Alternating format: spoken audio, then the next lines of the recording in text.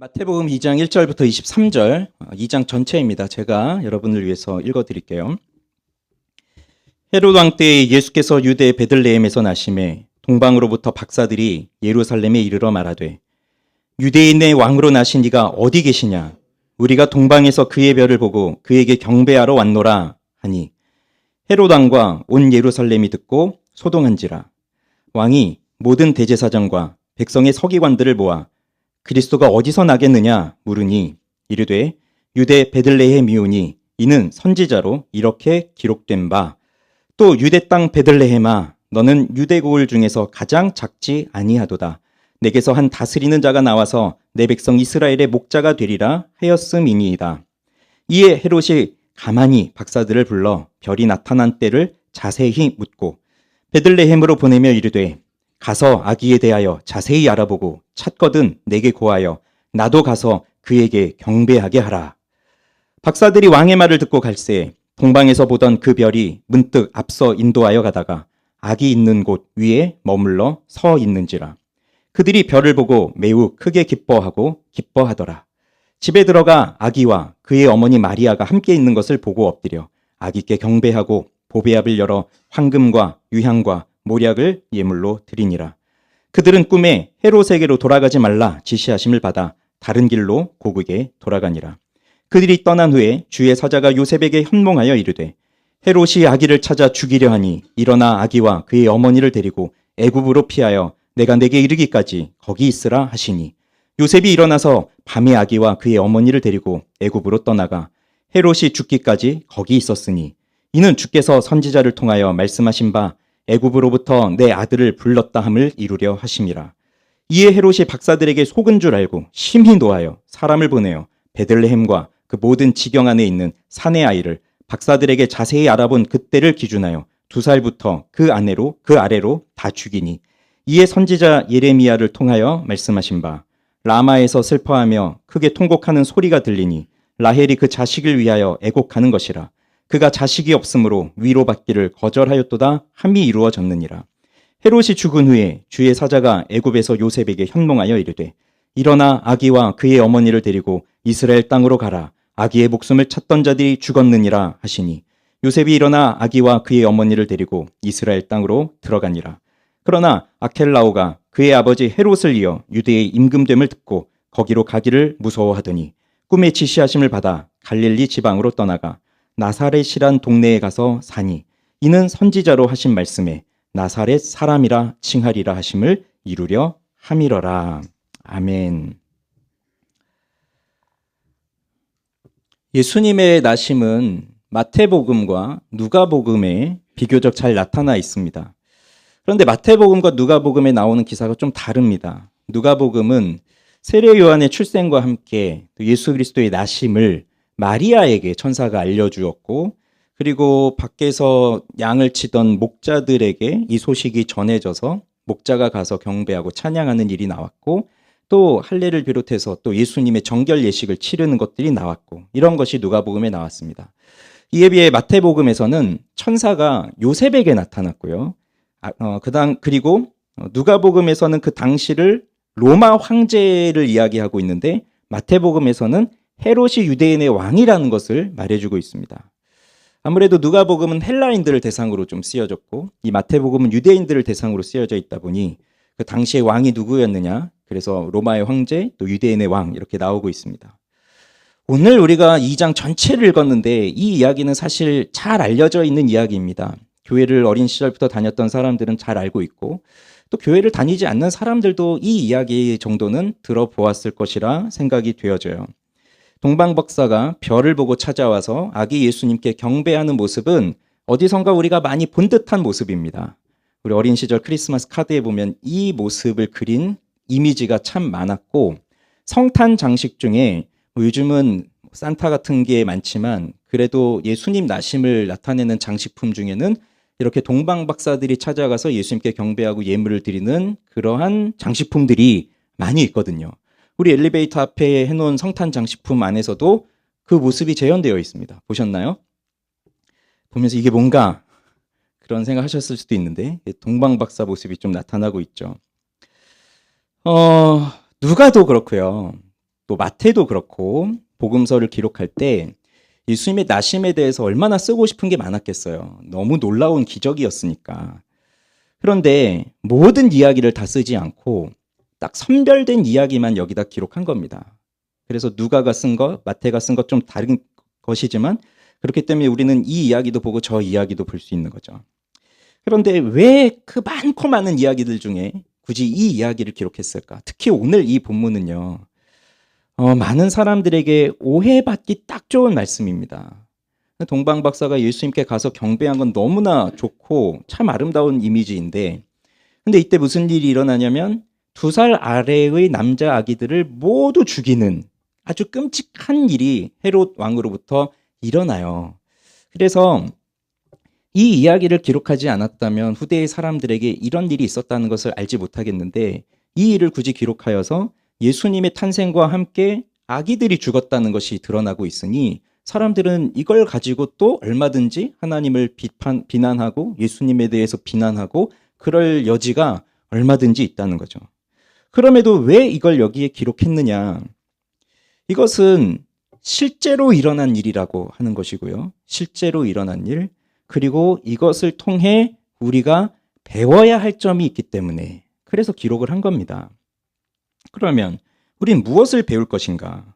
자, 오늘 제목을 왕의 나심 앞에서 왕이 한 일이라고 이렇게 붙였는데 이 앞에 왕의 나심 할 때 이 왕은 진정한 왕, 만왕의 왕, 왕 중의 왕, 참되신 왕, 예수 그리스도이십니다. 그분이 나셨습니다. 왕으로 나셨습니다. 왕이 오셨어요. 그런데 그 앞에서 왕이 한 일, 여기 뒤에 나오는 왕은 헤롯을 말하고 있어요. 그리고 이제 뒤에 가서 또 말씀드리겠지만 헤롯을 포함한 우리 모두를 가리키고 있는 겁니다. 그러니 진정한 왕의 나심 앞에서 헤롯이 또는 우리들이 한 사람 한 사람들이 어떠한 일을 하였는지를 보죠. 자, 1절에 보니까요. 헤롯 왕 때에 유대 베들레헴에서 예수께서 나셨다고 나오고 그 다음에 동방으로부터 박사들이 예루살렘에 왔다고 나옵니다. 여기서 동방으로부터 박사들이 왔다. 동방 박사라고 우리가 줄여서 부르는데 이 박사들은 마고스라고 하는 말인데 박사라고 하니까 닥터가 생각이 나죠. 공부 많이 해서 박사 학위를 받은 사람들. 근데 여기서 말하는 박사는 뭐 여러 가지 뜻이 있긴 하지만 점성술가들인 것 같아요. 별을 연구하는 사람들. 뭐 무당 뭐 이런 거 말고요. 정말로 별을 연구하는, 오늘로 치면 뭐 천문학자들이라고 할까요? 이런 별을 연구하는 학자들인데 그들이 동방으로부터 왔습니다. 어디라고 정확하게 그 지명이 나오진 않아요. 동방이에요. 그래서 아마도 예루살렘에서 동방이니까 페르시아 정도 되지 않을까, 그쪽에서 오지 않았을까 이렇게 생각을 해봅니다. 그러면 몇 사람이 왔나요? 동방 박사?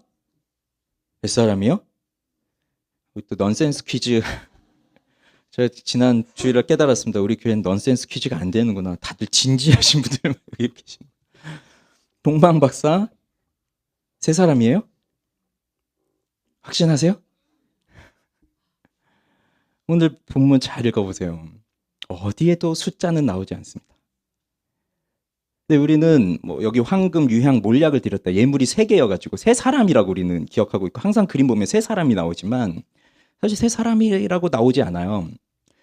상식적으로 생각해봐도 여긴 3사람이 아니라 박사들, 여러 명의 박사들이 온 것이고 그리고 그 사람들이 이렇게 올 때는 아마 수행원들을 다 데리고 오는 사절단처럼 큰 그룹을 지어서 이렇게 왔을 거예요. 그리고 왕도 만나잖아요. 그러니 그냥 개인적으로 3명이 찾아오고 그런 건 아니었을 겁니다. 동방의 박사들이, 우리는 숫자는 알 수 없지만 그 여러 명의 사람들이 그렇게 찾아온 거고요. 와서 뭘 했느냐? 나중에 집에 들어가서 아기에게 경배를 하잖아요. 그런데 여기 집이 뭐죠? 그죠? 우린 마구간이라고 생각을 하죠. 왜냐하면 예수님이 마구간에서 태어났으니까. 근데 또 잘 보세요. 오늘 본문을 잘 보세요. 마구간이라는 용어가 나오지 않아요. 집. 정말 집이에요. 집. 오이키아. 집. 사람들이 거주하는 집. 근데 우리는 그 봤던 그림이 항상 마구간에 구유에 누워 있고 동방 박사가 예물을 드리고 이런 그림을 보다 보니까 아, 이 동방 박사가 마구간에 찾아갔구나 이렇게 생각이 되지만 사실 본문에 보면 그런 건 아니고요. 마국간에 가서 구유에 누인 아기를 본 건 목자들이었어요. 동방 박사가 아니라 목자들. 들에서 그 양을 치던 목자들. 그러면 아마도 예수님이 아기로 태어나시고 8일 만에 할례를 받으시고 그 다음에 이제 정결 예식, 남자 아기를 치르면 이제 정결 예식 치러야 되거든요. 그럼 예루살렘 성전에 갔다가 이제 다시 돌아와서 베들레헴, 바로 그 고향 저 동네로 가지 않고 바로 베들레헴에 좀 머물렀던 것 같아요. 그래서 그 잠시 머물고 있던 그 집에 찾아가서 그 아기에게 경배를 한 것으로 이렇게 보이고 있습니다. 본문을 보면 그래요. 그러니까 우리가 그냥 그림만 봐서 그렇게 연상이 되지만 사실은 그런 그림 속에 나온 내용들이 본문 속엔 전혀 없어요. 자, 이렇게 이제 본다면 이들이 저 멀리서 예루살렘까지 온 이유가 무엇일까요? 자, 2절이 말해주고 있습니다. 2절 한번 읽어볼까요? 자, 시작. 유대인의 왕으로 나신 이가 어디 계시냐? 우리가 동방에서 그의 별을 보고 그에게 경배하러 왔노라 하니. 유대인의 왕으로 나신 이가 어디 계시냐? 이게 궁금했던 겁니다. 그래서 어디로 왔느냐? 예루살렘으로 왔습니다. 근데 예루살렘에 누가 살고 있습니까? 유대인의 왕이 살고 있습니다. 유대인의 왕이 살고 있는 예루살렘에 와서 유대인의 왕이 어디 나셨느냐? 이걸 물어보고 있습니다. 그러니 이 질문을 받는 유대인의 왕은 무슨 생각을 하게 될까요? 이 유대인의 왕, 바로 헤롯이거든요. 헤롯. 이 헤롯은 예수님이 죽으실 때 헤롯이 아니에요. 그의 아버지인데 우리가 헤롯 대왕이라고 부르는 사람입니다. 이 사람은 주전 37년부터 주전 4년까지 이 유대 지역을 다스리던 왕이었는데 동방 박사들이 와서 이 유대인의 왕으로 나신 이를 찾고 있을 때 지금 유대인의 왕으로 있는 이 헤롯은 무슨 생각을 하겠어요? 왕이 어디 났느냐 할 때. 그래서 오늘 말씀해 보면 3절에 보면 헤롯 왕과 온 예루살렘이 듣고 소동한지라라고 되어 있는데 이 소동한다는 건 그냥 듣고 뭐 혼란에 빠지고 우왕좌왕하고 그런 걸 말하는 게 아니라 두려워했다는 얘기입니다. 이것은 지금 헤롯의 마음에 두려움이 생겼습니다.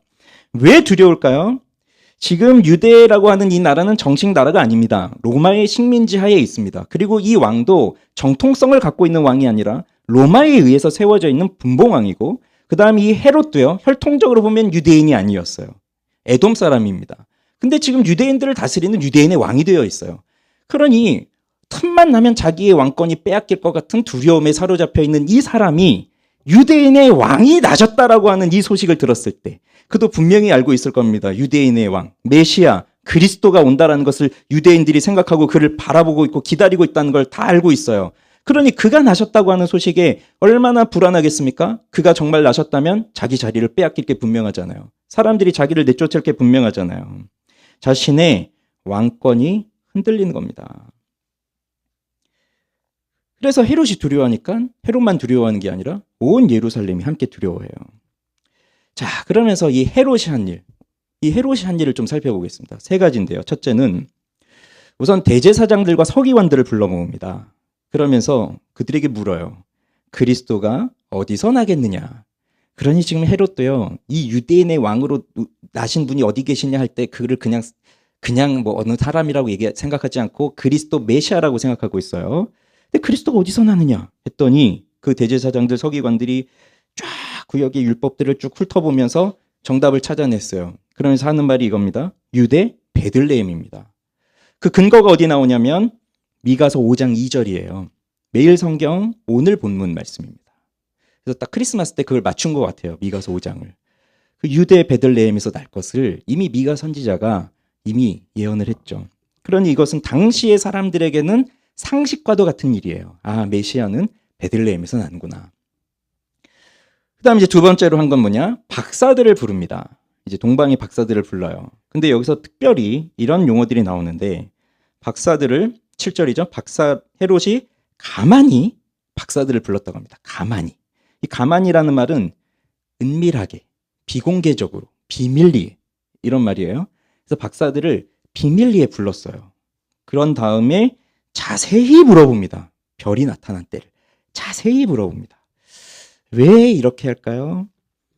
별이 나타난 그 시점이 바로 메시아가 태어났을 시점이 될 것이니까 그때를 정확하게 찾아봄으로써 그 메시아가 낳은 그 시기를 알아서 그를 제거하려는 목적이 있는 거죠.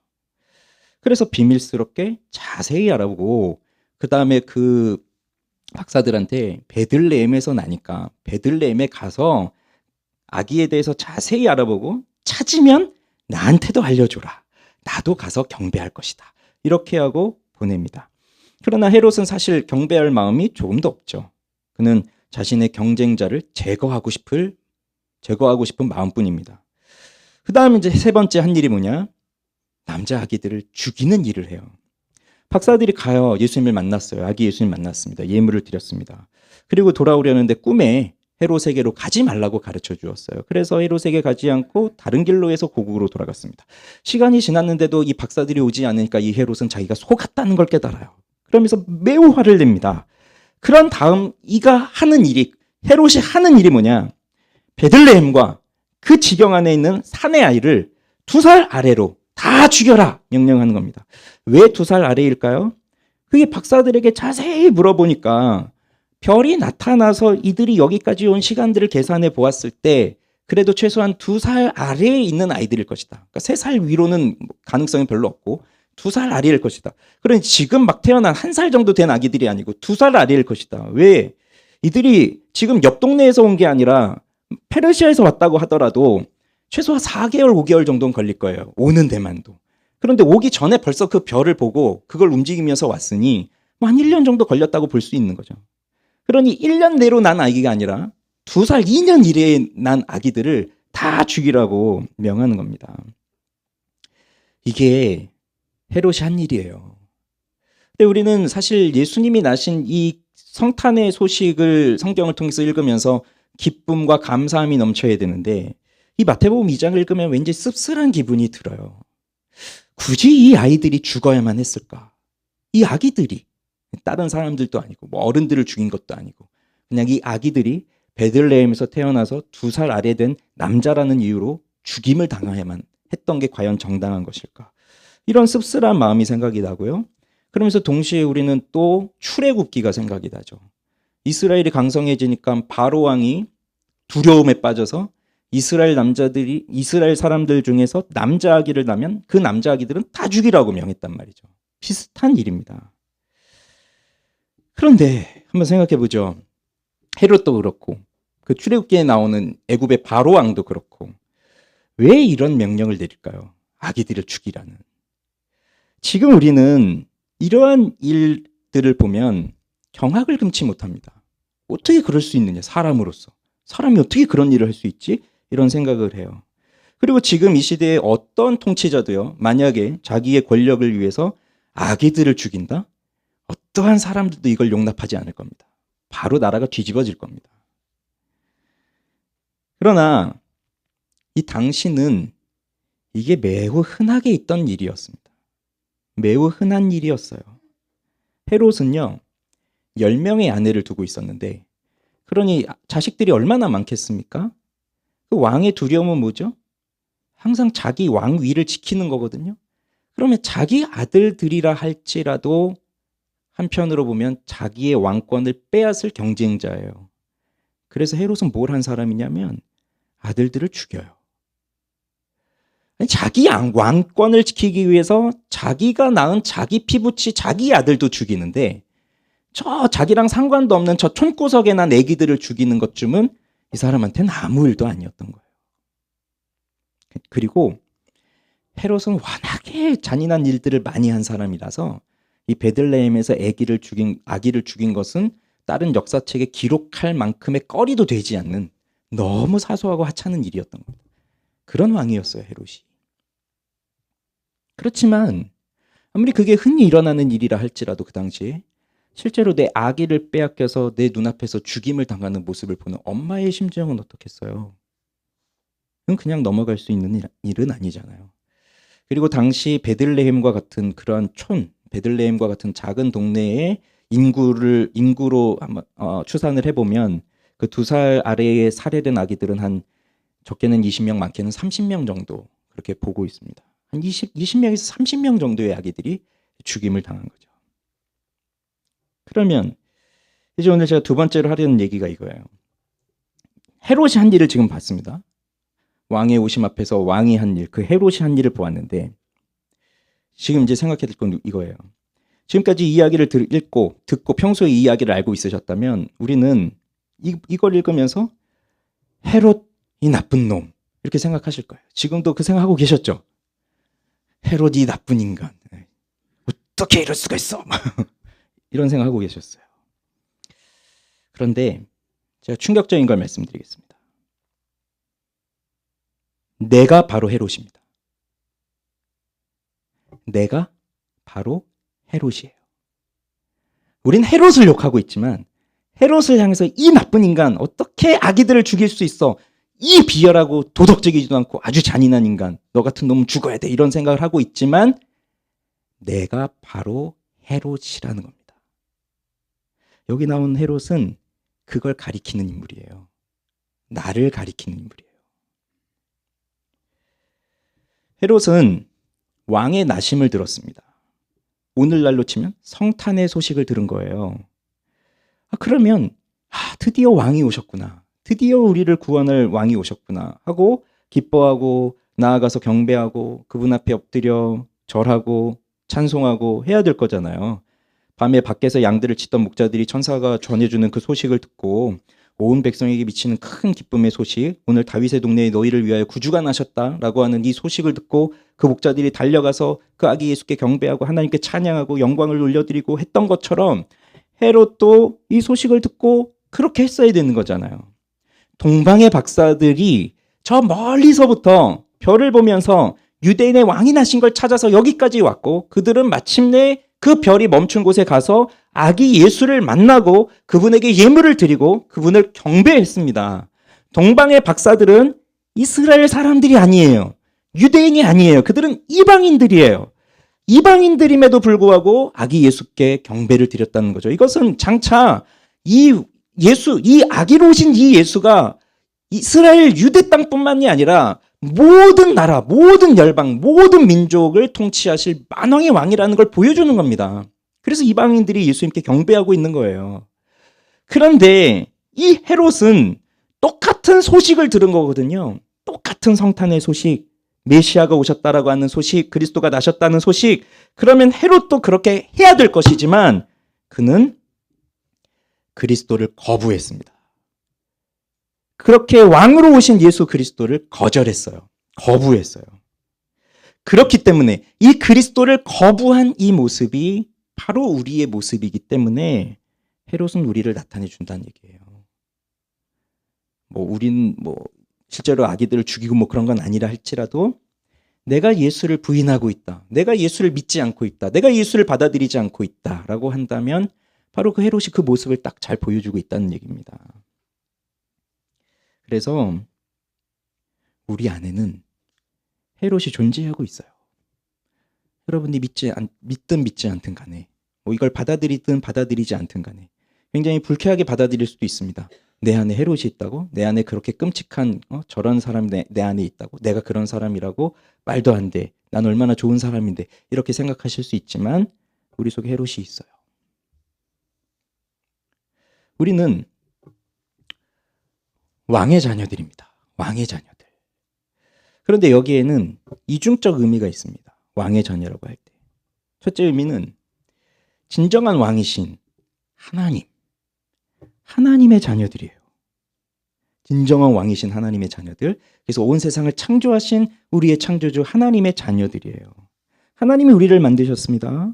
그래서 우리는 하나님의 통치를 받고 하나님의 말씀에 순종하고 살아가야 되죠. 그리고 그렇게 살아갈 때 진정한 행복을 누릴 수 있도록 하나님 그렇게 우리를 만드셨어요. 그리고 우리가 그렇게 살아갈 때 하나님도 가장 기뻐하시고 영광을 받으세요.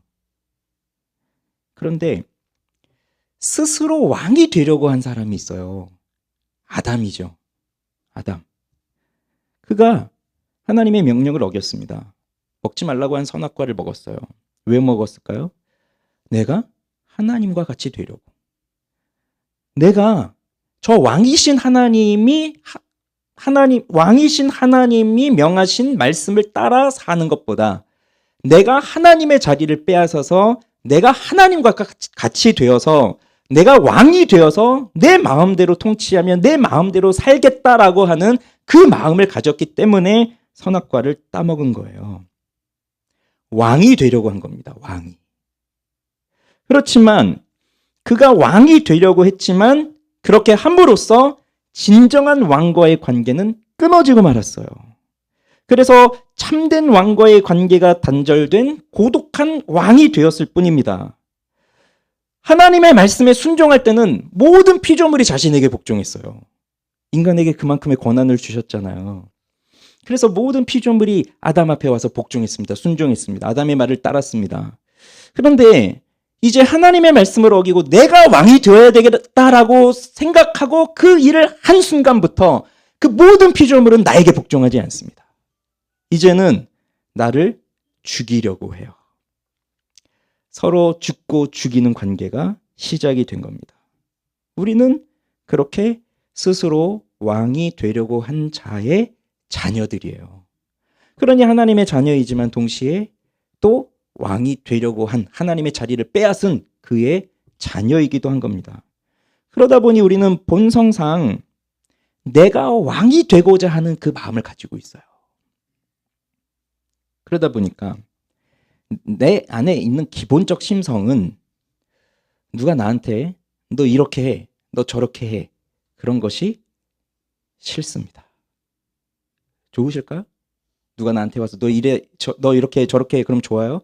사람은 싫어요. 기본적으로 싫어요, 그게. 나보다 저 사람이 힘이 세니까 내가 따를 뿐이지. 나보다 힘이 약하잖아요? 왜 따릅니까? 안 따르죠. 여러분, 나는 누구의 것이라 생각합니까? 제가 옛날에 아이들한테 물어봤어요. 제가 유치부 사역할 때 유치부 애들한테 한 명 한 명 신방하면서 넌 누구 거니? 그 우리 유치부 애들 뭐라고 하는지 아세요? 참 착해요. 다 엄마 거예요. 이럽니다. 왜 아빠 거라고 하는 애는 없을까? 그 의문이 아직도 풀리진 않고 있지만 엄마 거래요. 그럼 엄마가 그 옆에 앉아 있는데 표정을 제가 이렇게 보죠. 아주 흐뭇한 표정을 짓고 있어요. 그렇지. 내 아들, 내 딸. 그러다 제가 이제 한 5, 6학년 애들 만났는데 5, 6학년 애들한테 물어봐요. 넌 누구 거니? 그러다가 이제 애들이 이렇게 대답합니다. 엄마 거요. 근데 6학년 애가 엄마 거요. 이렇게 얘기하니까 하나도 그 정상적으로 보이지가 않아요. 좀 이상해요. 근데 그런 애들은 뭐 한 20명에 한 명 있을까 말까 했고요. 거의 대부분은 6학년 애들은 거의 대부분 이렇게 말하더라고요. 나는요, 내 거예요. 그 아이들이 모태신앙으로 태어나서 어릴 때부터 지금까지 계속 교회 다니고 말씀 배우고 이렇게 살아왔지만 이제 한 13살쯤 된 그 아이들의 인식 속에는 나는 내 거다. 내 인생은 나의 것이다. 이 개념이 팍 박혀 있습니다. 아무리 뭐 하나님 말씀 듣고 배우고 예배하고 뭐 이랬어도 깨지지 않는 것으로 팍 박혀 있어요. 나는 나의 것이다. 그러니까 내가 왕이 되고자 하는 마음이 이미 어릴 때부터 꽉 있는 겁니다. 여러분들 생각해 보세요. 내 자녀는 누구 것이 되면 좋겠어요? 내 자녀는. 우리는 하나님의 것이지만 일반적으로 생각해 보면 내 자녀 누구 말 들어야 돼요? 내 말을 들어야 돼요? 저 옆집 아줌마 말 들어야 돼요? 내 말 들어야 되죠. 내 남편은? 내 남편 누구 거여야 돼요? 우리 아내분들. 내 남편은 누구 말을 들어야 됩니까? 내 말을 듣고 내 말을 따라야죠. 내가 하라는 대로 해야죠. 그 지배하고자 하는 소유욕이 있단 말이에요. 남편을 지배하고자 하는 마음이. 그러니 내가 스스로 왕이 되려고 하는 것도 모자라서 다른 사람도 다 내 밑에 들어오기를 원하고 있는 것이 우리 사람들의 모습이에요. 일반적으로. 이런 심성을 갖고 하나님을 대하면 어떻게 되겠어요? 하나님도 나의 것이 되어야 되죠. 내가 하나님의 것입니다가 아니라 하나님이 나의 것입니다가 돼야 돼요. 그래서 내 밑에 들어와야 되는 거예요, 하나님이. 미국에서 이제 하나님을 믿는 어떠한 신자가 토크쇼를 진행하는데, TV 토크쇼를 진행하는데 게스트로 나온 사람이 무신론자였어요. 이 이야기를 하다가 이 무신론자가 너무 말을 잘하니까 인식이 신이 없다 쪽으로 기울어지는 것 같아요. 그러니 이 진행자가 너무 속이 상해서 하지 말아야 할 걸 했는데 거기 와 있는 방청객들한테 질문을 던진 거예요. 여기 여러분 중에 신이 존재한다고 믿는 분이 계시면 한번 손 들어 보십시오. 그랬더니 대부분이 손을 든 거예요. 그래서 이 사람이 속으로 봐, 내가 이겼어. 하나님은 계셔. 이렇게 생각하고 끝났는데 사실 생각해 보세요. 하나님이 신이 존재한다고 믿는 것 이렇게 물었잖아요. 그것과 정말 이 사람이 제대로 질문을 하려고 했다면 이렇게 물었어야 돼요. 성경에서 말하는 하나님을 믿고 있느냐? 차이를 아시겠습니까? 신의 존재를 내가 믿는다라고 할 때 그 신은 그냥 내가 생각하는 신이에요. 그런데 우리가 믿는 신은 누구죠? 하나님이 자신을 스스로 계시하셔서 우리에게 스스로 알려주셨단 말이에요. 성경을 통해서. 그러면 우리는 성경에서 말씀하고 있는 하나님을 우리는 믿어야 되는 거잖아요. 그러면 성경에서 말하는 하나님을 믿는 사람들 손들어 보실래요? 라고 한다면 거기 모였던 사람들 중에 아마 대부분 손들지 않았을 겁니다. 성경에서 말하는 하나님이 어떤 분인데요? 나의 말을 어기면 가차없이 심판하리라. 이런 하나님이시잖아요. 하나님의 말씀 속에 내 영광을 가리면 나의 영광을 위해 너희는 반드시 죽으리라. 이렇게 죽이신다는데, 심판하신다는데 그런 하나님을 믿느냐? 그런 하나님이 존재하고 있다는 걸 너희가 생각하고 있느냐라고 할 때는 거부 반응을 일으킨 사람들이 많잖아요. 오늘 이 아기들이 이렇게 20, 30명씩 죽어나가는데 그렇게 오신 예수님을 네가 믿느냐? 나는 그렇게 아기들 죽이면서 오는 예수 안 믿습니다. 이렇게 생각할 사람들이 많다는 얘기죠. 사람들은 하나님의 축복, 평강, 은혜, 사랑 이런 걸 많이 이야기합니다. 그리고 기도합니다. 사랑을 주세요. 평강을 주세요. 은혜를 주세요. 기도를 많이 하죠. 그렇다고 해서 그들이 다 하나님을 믿는 건 아니에요. 그들의 관심은 하나님께 있는 게 아니라 사랑, 축복, 평강, 은혜 이런 것에 있는 거예요. 선물. 하나님께 관심이 없어요. 그러니 하나님을 내가 만들어내는 겁니다. 나에게 필요한 하나님을.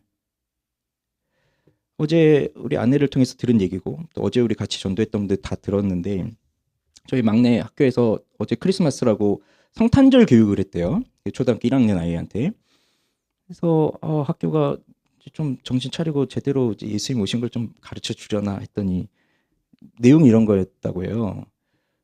미키마우스가 산타 할아버지한테 선물을 받았다.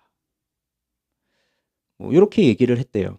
제가 그 교육을 직접 참여한 것은 아니기 때문에 뭐라고 다 말을 할 수는 없지만 근데 아이의 머릿속에 남은 거 딱 그거 하나인 거예요. 미키마우스가 산타 할아버지에게 선물을 받았다.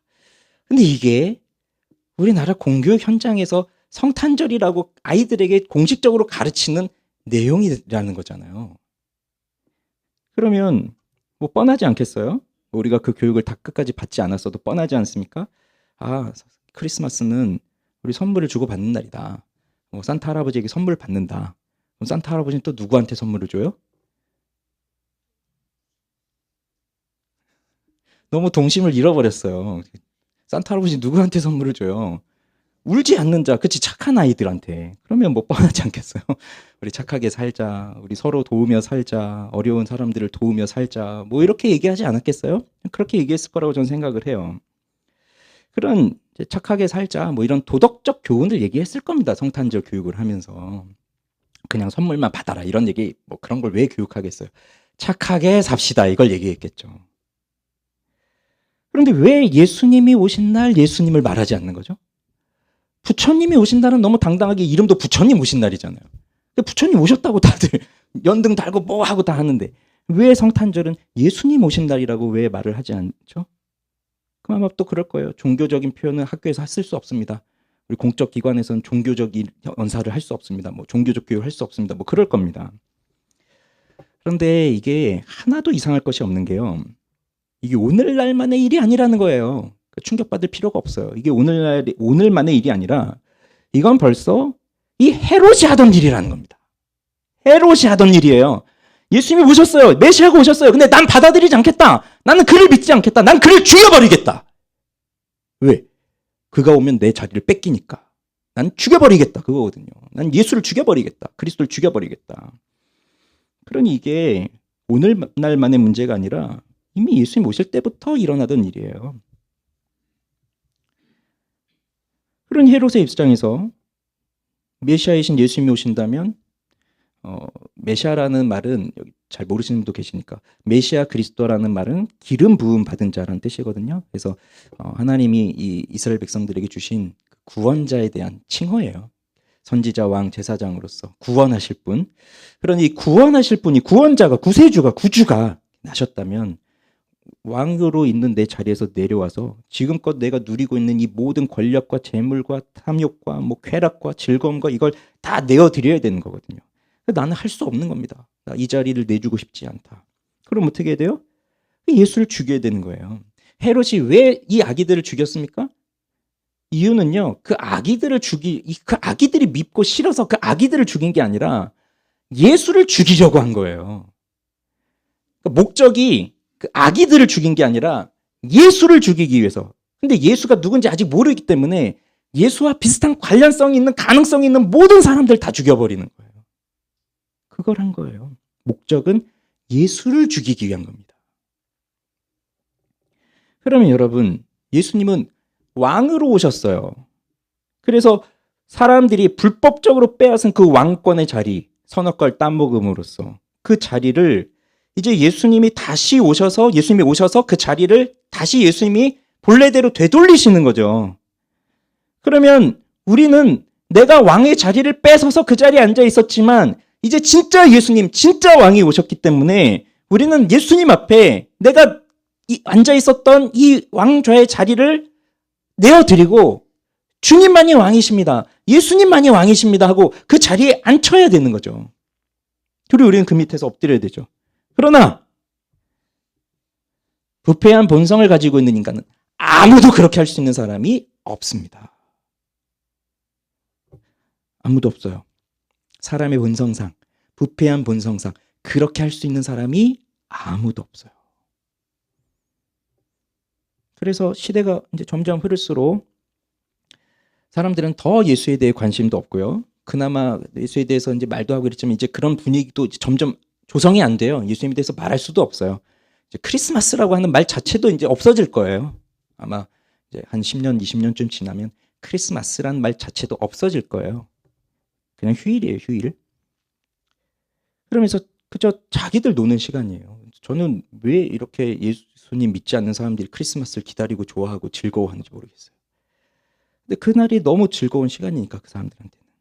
근데 그렇게 살다가 어느 순간 되면 커다란 심판을 받고 죽을 건데 어떡하려나 싶어요. 그러다 죽을 건데. 그렇게 방탕하게 먹고 마시고 즐기고 그러다가 죽을 건데. 근데 이건 우리나라 문제만이 아니라 팀 켈러도 이렇게 말합니다. 돌아가신 팀 켈러 목사님도 기독교의 성일 중 세상의 큰 명절이기도 한 명절은, 절기는 크리스마스뿐이다. 뭐 우리 기독교에서 부활절, 추수감사절 뭐 이런 거 지키지만 어쨌든 온 세상이 함께 지키는 건 성탄절, 크리스마스잖아요. 그러니 신자도 비신자도 모두 크리스마스를 즐기고 있어요. 그러다 보니까 양쪽 다 서로 불편한 부분이 생겼다고 팀 켈러는 말합니다. 신자들에게 있어서 불편한 점이 뭘까요?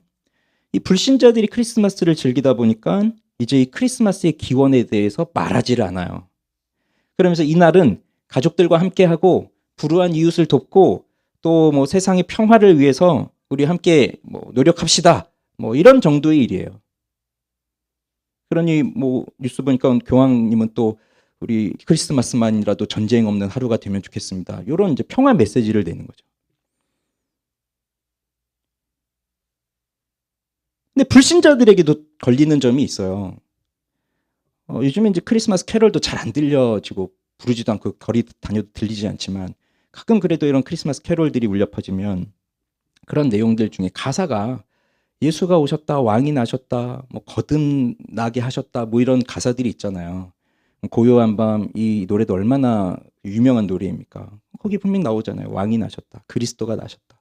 그럼 이제 어린 아이들이 그 노래를 듣고 부모에게 묻는 거죠. 여기 나오는 그리스도가 무슨 뜻이냐? 거듭났다는 게 무슨 뜻이냐? 여기 구주가 나셨다는 게 뭐냐? 이런 걸 물어보면 불신자인 부모들은 불쾌한 거죠.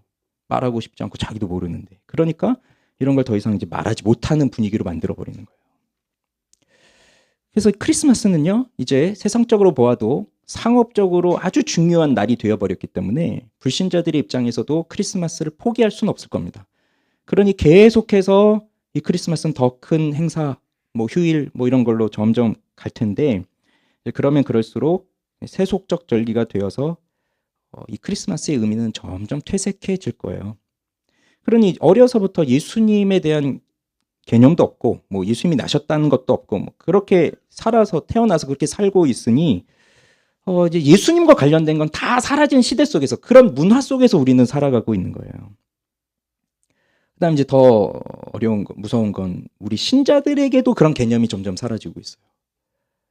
과연 우리 그리스도인들 중에 몇 명이 이 성탄절의 참된 의미를 생각하면서 이 성탄절을 보내고 있을까요? 우리도 아마 똑같이 저 세상 친구들하고 나가서 놀고 먹고 즐기고 술 마시고 이러고 놀고 있을걸요? 많은 크리스천들이. 아니면 이러면 안 되지만 또 교회 와서 크리스마스라고 교회 친구들끼리 모여서 술 마시고 놀고 즐기고 그럴 수도 있습니다. 잘못됐죠. 우리 역시 그런 개념들이 다 사라져버렸으니까. 예수님이 왕으로 오신 거예요.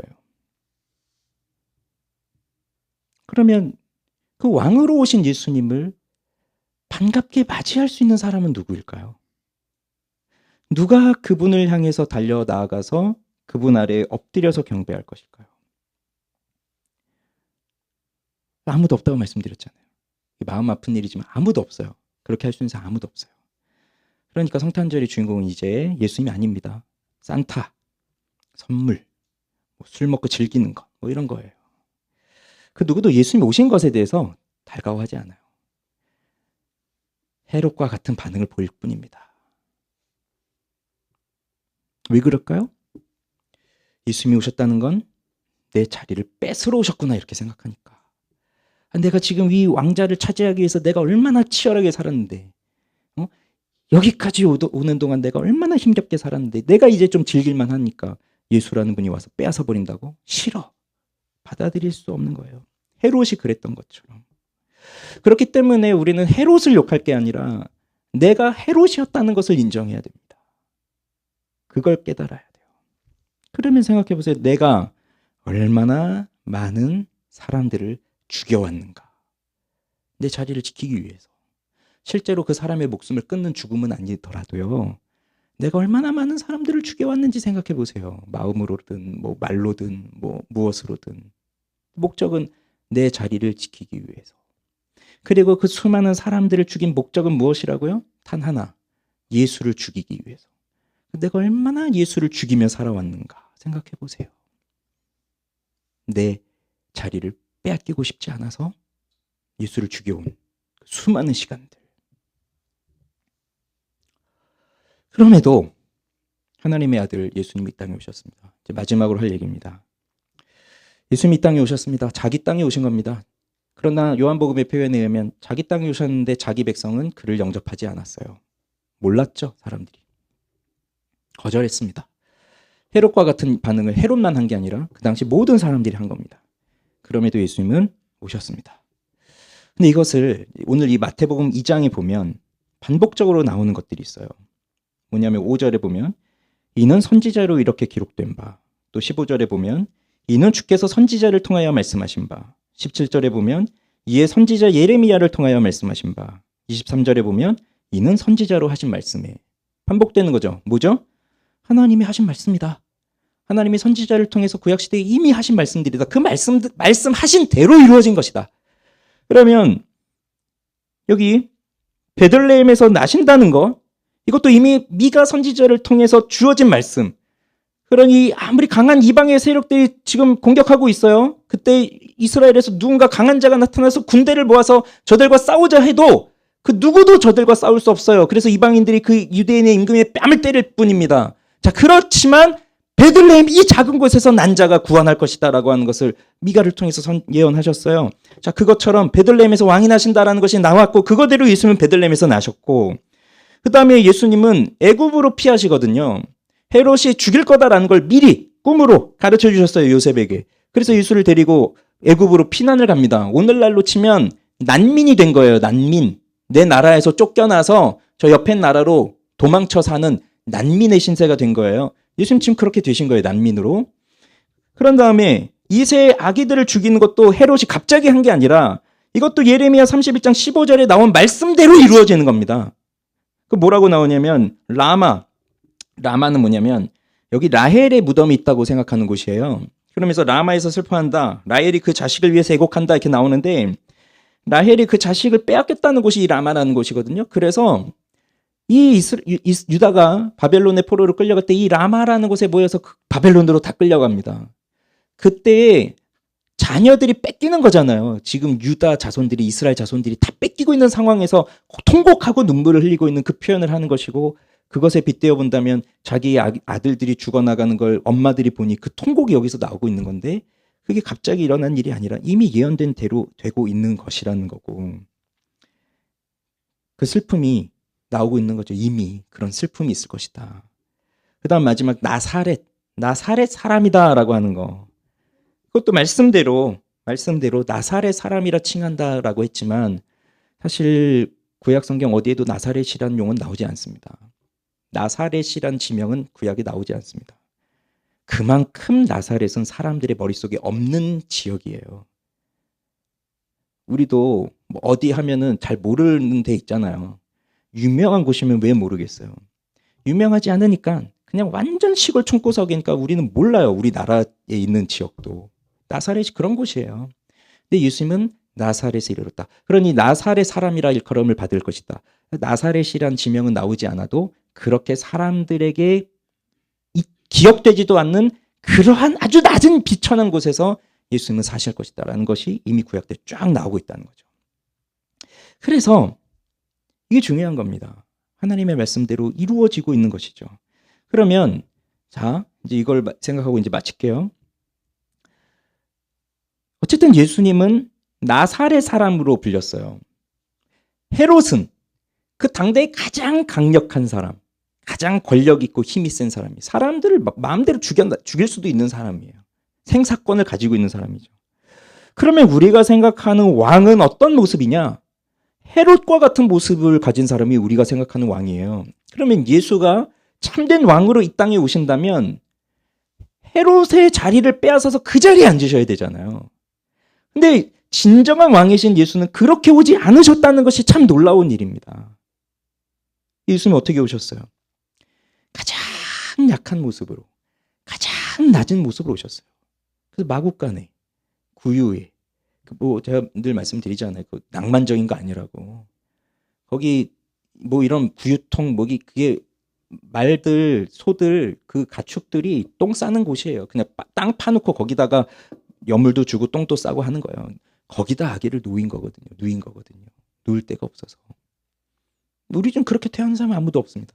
예수님이 그렇게 태어나셨다는 거예요. 그리고 이름도 모를 나사렛이라는 곳에서 애굽으로 피난도 가시고 그렇게 사셨어요. 그러면 이분이 진짜 왕으로 오신다고 한다면 상식적으로 생각해 보아도 베들레헴에서 나실 게 아니라 예루살렘에서 나셔야죠. 그리고 마구간에서 나실 게 아니라 왕궁에서 나셔야죠. 그래서 왕복을 입고 칼을 쥐고 효를 들고 사람들을 통치하고 저 로마의 세력을 물리치고 그렇게 해서 모두 다 나를 따르라 하면서 가는 그 강력한 왕의 모습으로 오셨어야 되는데 예수님이 그렇게 오지 않으셨다는 겁니다. 이게 굉장히 놀라운 점입니다. 세상은 어떤 사람들의 말을 따르나요? 공부를 많이 한 사람의 말을 따라요? 공부를 안 한 사람의 말을 따르겠어요? 학위가 있는 사람의 말을 따르겠어요? 없는 사람 말을 따르겠어요? 얼굴 예쁜 사람 따르겠어요? 안 예쁜 사람 따르겠어요?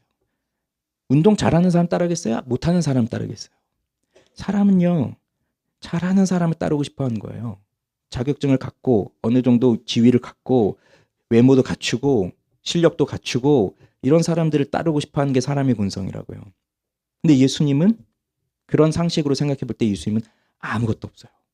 아무것도.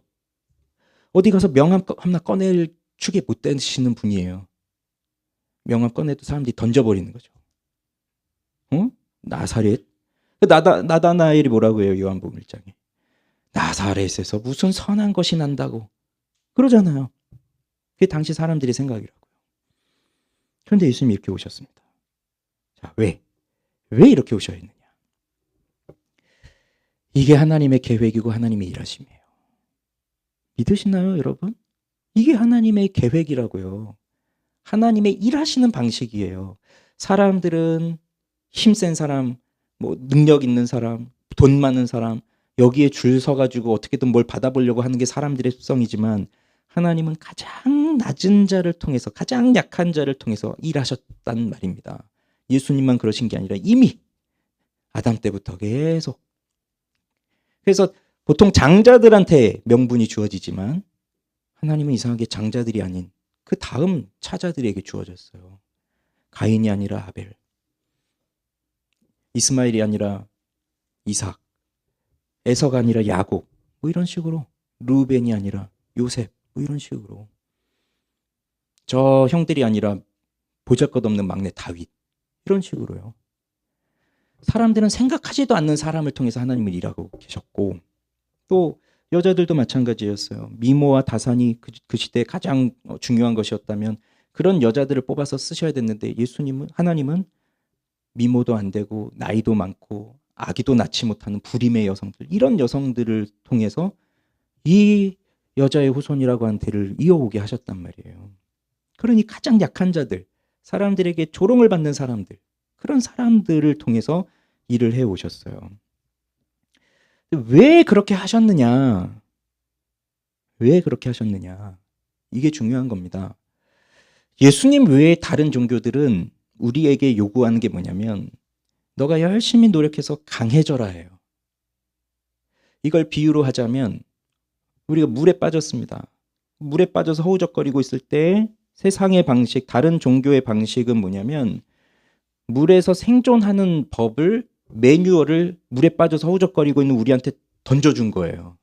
그러고서 네가 그 물에 빠져서 허우적거리면서 열심히 읽어서 네가 터득해서 빠져나와. 그럼 너는 구원을 얻는 거야. 이거거든요, 세상의 방식은. 근데 물에 빠져서 허우적거리는데 그걸 어떻게 읽고, 수영 자체를 못하는데 그 한 번 읽었다고.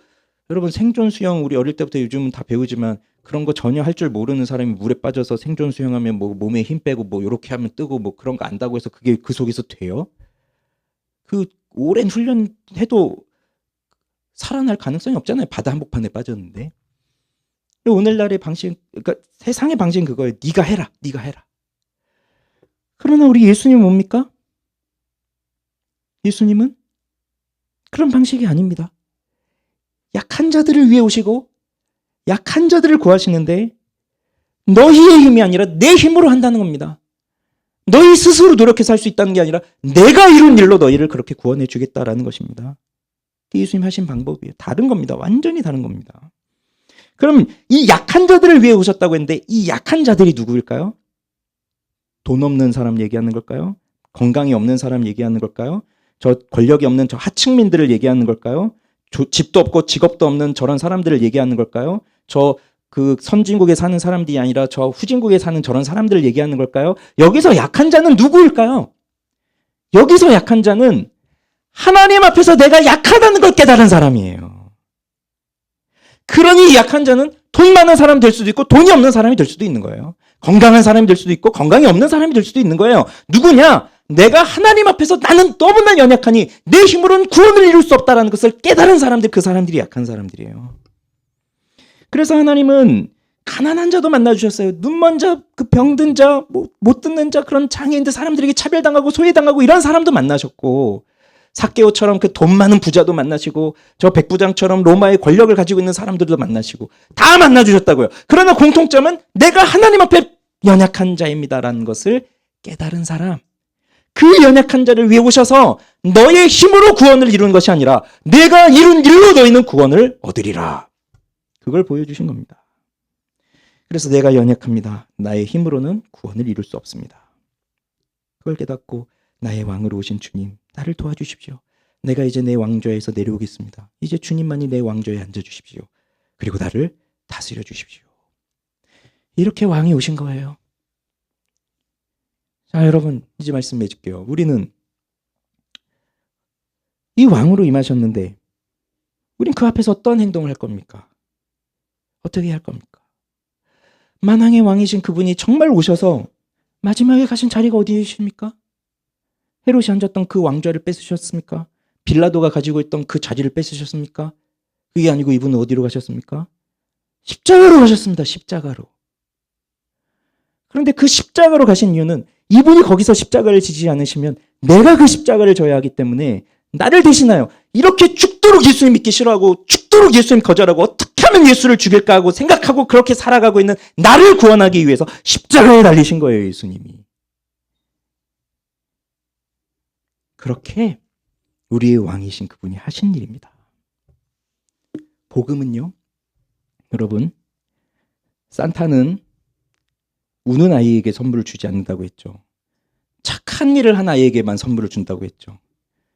이것만큼 비복음적인 게 없는 것 같습니다. 나쁩니다, 산타는. 예수님은 누구에게 선물을 주세요? 우는 자, 나쁜 일 한 자, 죄 지은 자, 죽일 짓을 한 자. 그러니까 세상에서는 선물조차도 받을 수 없는, 세상에서 버려져야 될, 비난받아야 될 그 죄인들을 위해 오셔서 십자가에 못 박혀 죽으시고 구원이라고 하는 선물을 주신 거예요. 나는 그렇게 세상에서 못 쓸 입만 한, 그 못된 짓만 한 헤롯보다 더한 죄인이었다는 것이고, 언제까지 산타한테 선물 받으려고 뭐 착한 일 하려고 그러실 거예요? 못 받습니다. 절대 못 받을 거예요. 우리가 착한 일 해봐 얼마나 하겠습니까? 뭐 다 기록한다고요, 산타가? 뭘 기록합니까, 기록은? 우리는 어차피 못해요. 그렇지만 이 연약한 우리를 위해 예수님이 오셔서 십자가에서 죽으셨어요. 그걸 믿습니다. 하나님 우리에게 구원의 선물을 주신 겁니다. 그래서 우리가 회개하고 주님 앞에 나아가면 그가 누구이든지 간에 우리를 받아주실 거예요. 그리고 진정한 자유와 행복을 주실 거예요. 그리고 우리는 내가 이제 왕이 되려고 그 왕좌에 서 있었지만 이제 그걸 예수님 앞에 내려놓는 순간 진정한 왕이신 예수님께서 내 자리에 앉으시고 나는 왕이신 그리스도와 함께 왕노릇을 하며 살아갈 겁니다. 빛이요 소망이신 그리스도께로 나아오십시오. 이렇게 찬양하죠.